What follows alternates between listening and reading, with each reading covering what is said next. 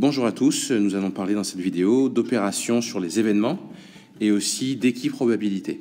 Alors d'abord, en ce qui concerne les opérations sur les événements, quelques petites choses que vous devez savoir. Alors déjà, ce que l'on appelle l'événement A bar, on l'écrit comme ça, A avec un petit trait au-dessus, c'est l'événement contraire à l'événement A. Donc il est constitué des issues qui n'appartiennent pas à A. Et vous en avez une représentation ici. A, eh bien, c'est cet événement-là. On va dire que tous les éléments de A sont ici. Et A bar, eh bien, c'est tout ce qui n'appartient pas à A. C'est tout ce qui est en bleu ici. Alors maintenant, l'événement A inter B, qui s'écrit ainsi. Donc l'événement A inter B, c'est l'ensemble des issues qui appartiennent à ces deux événements en même temps. Donc vous avez A ici en bleu, vous avez en jaune ici B. Eh bien, A inter B, c'est ce qui est ici, donc qui appartient aux deux événements en même temps. Alors maintenant, parlons de ce qu'on appelle A union B. Donc cela s'écrit ainsi. Donc c'est l'événement qui est constitué des issues qui appartiennent à au moins un de ces deux événements. Donc en fait, il regroupe tout ce qu'il y a dans l'événement A et ce qu'il y a dans l'événement B. A union B ou A ou B. C'est ainsi qu'on peut le décrire.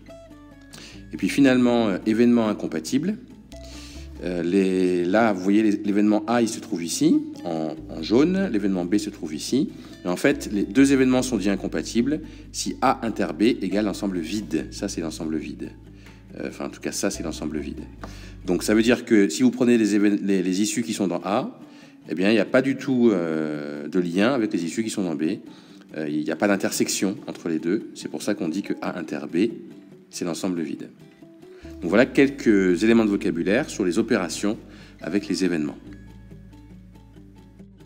Voyons maintenant quelques propriétés en rapport avec les probabilités. Alors, première propriété,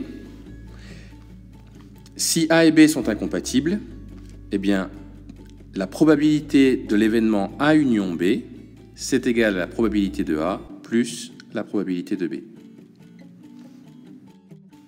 Alors, on verra en cours des exercices qui vont illustrer cette propriété. Vous la comprendrez mieux plus tard et comment on l'utilise. Autre propriété, pour tout événement A, P de A plus P de A bar, c'est l'événement contraire, eh bien c'est égal à 1. P de A plus P de A bar, c'est égal à 1. Et ça, on peut aussi l'écrire de cette manière-là. P de A bar, c'est égal à 1 moins P de A. Donc, je répète, ça aussi, cette propriété-là aussi, on la verra en cours. Et on l'explicitera davantage grâce aux exercices.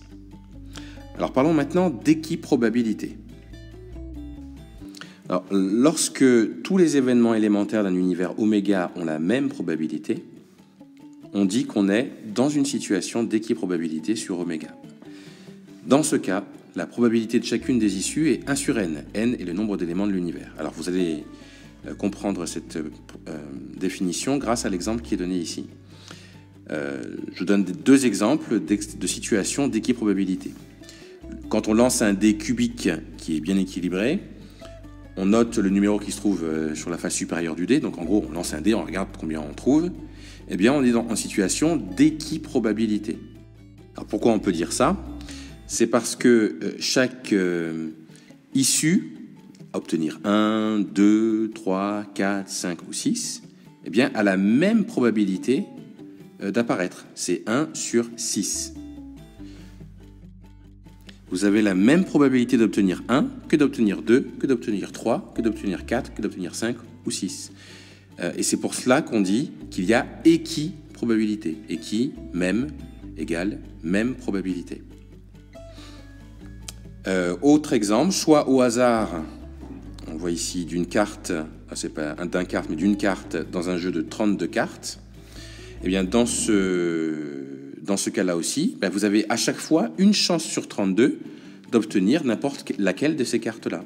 Obtenir un roi de trèfle, un 10 de cœur, etc. Toutes les cartes ont la même probabilité d'apparaître, 1 sur 32. Voilà pourquoi on parle d'équiprobabilité. Et enfin, dernière propriété, en cas d'équiprobabilité sur un univers oméga ayant n issues, la probabilité d'un événement A est P de A est égal à nombre d'issues réalisant A sur n. Alors, on va expliquer ça avec un exemple.